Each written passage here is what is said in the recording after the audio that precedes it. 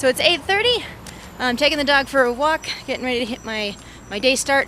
I was up at about 7:15, which is still within my normal wake-up range.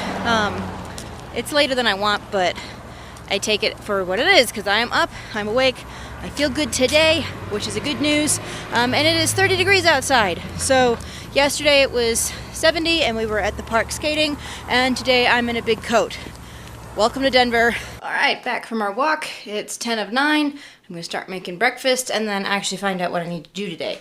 First thing on the books is to at least get my 12-week year done, because that's what's gonna set the tone for the week, help me plan things out, and also let me see how good I did last week. And this will be interesting because last week I showed you all what I was trying to get done, and we can see how well I actually accomplished that and how well me having you guys looking over my shoulder last week actually helped me out. All right, let's get going. 1, 2,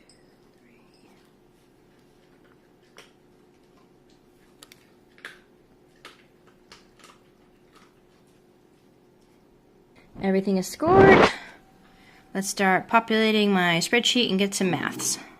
So here are my 2 weeks side by side. This is this current week that I just finished out. This is last week's, and you can see the difference between the two scores.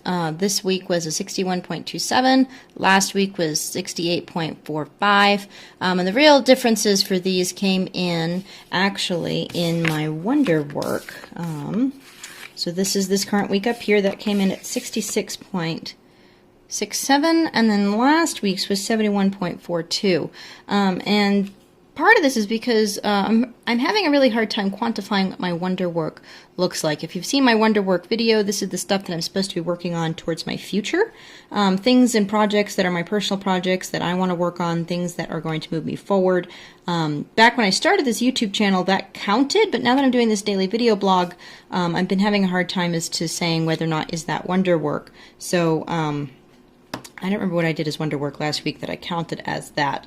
And this week I did not count any of the stuff that I did for YouTube as wonder work because this is becoming just a habit. So yeah, I got to figure out like what that block now needs to look like, and then we can move forward. But overall, like, these are pretty close, which is at least telling me that I have consistency, and that is good news.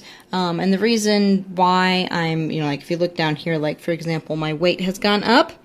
It happens, but, I can also see directly why. Like, I am totally not making anywhere near in my 2 meals a day without carbs and my water intake that I need to make. So, yeah, things change, things to work on. This lag indicator is telling me that I'm not doing so hot up here in my tactics. So, that's exactly what it's supposed to do, and we will move forward with this week and see how far we get.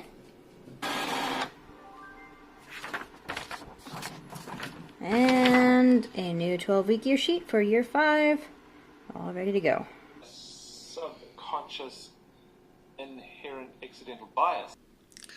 Done with breakfast, time to go wash my rice bowl and start actually planning out this day. I've got some things that I know I need to do, but I also have a lot of open space this week. I'm kind of in between major projects, which means I actually have a lot of time to work for my business this week, which is cool, but it's also a little scary because this is the time where I'm doing stuff where I'm not actually getting paid right now. So that feels freaky. It's freaky to do work and say, hey, I'm not actually making money.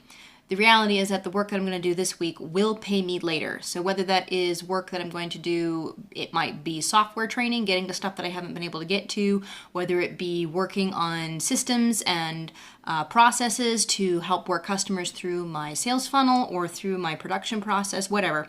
The work that I'm going to do this week will pay out later. So the first thing to do is actually figure out what is on that to-do list and putting it on my calendar so I know where I'm supposed to do it and when this week.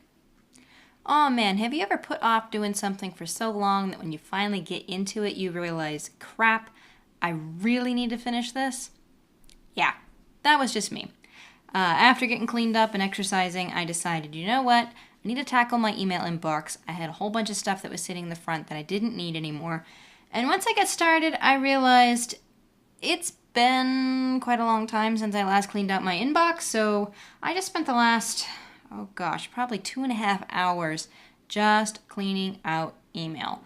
And if that tells you anything, yeah, it's It was really bad. And here's the reason why I decided to actually finally go ahead and do this. Things have been getting buried in my inbox. Emails from people that I want to respond to, things that I'm being questioned about, even just tracking down like when my Vimeo account is going to renew. Like things like this have been getting buried very quickly, and partly because I've had literally over 1,000 unopened emails in my account.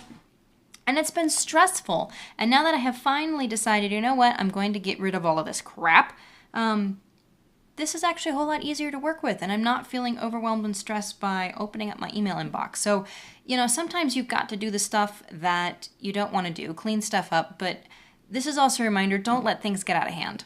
So now that it is lunchtime, I need to go eat, and then I need to pay my bills because it'll be a really good idea to still be able to live in my apartment come the month of November. So today is really just being a cleanup day, a tidy up day, take care of all the details kind of day.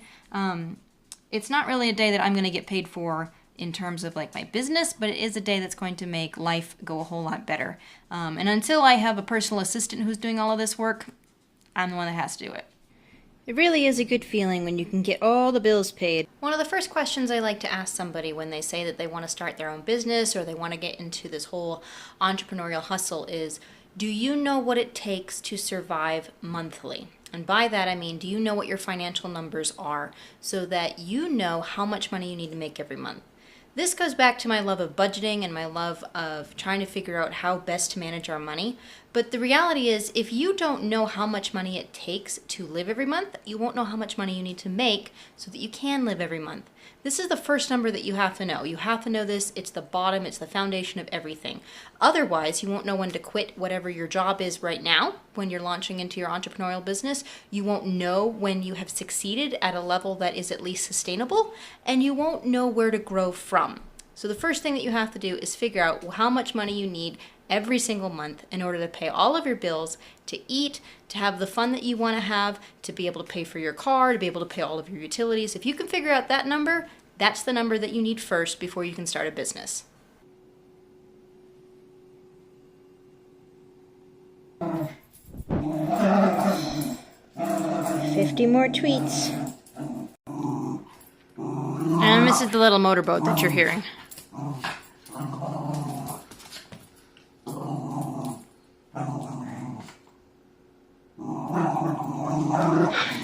Yeah, you get it, Radar. Good night, Radar. Oh, so my dog just went to bed. It's time for me to get to bed.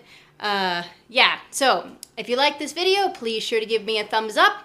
Ask me questions in the comments. If there's anything that you would like answered or things that you'd like me to cover, be sure to tell me. Also, share these videos with your friends. Is there anybody that you know that wants to see how to hustle, what it looks like? What does it look like when you're first starting a business? Share these videos, and I will see you tomorrow. Ciao. Are you going to turn out the light like spectacularly? I guess not. It doesn't help that that one's on behind me.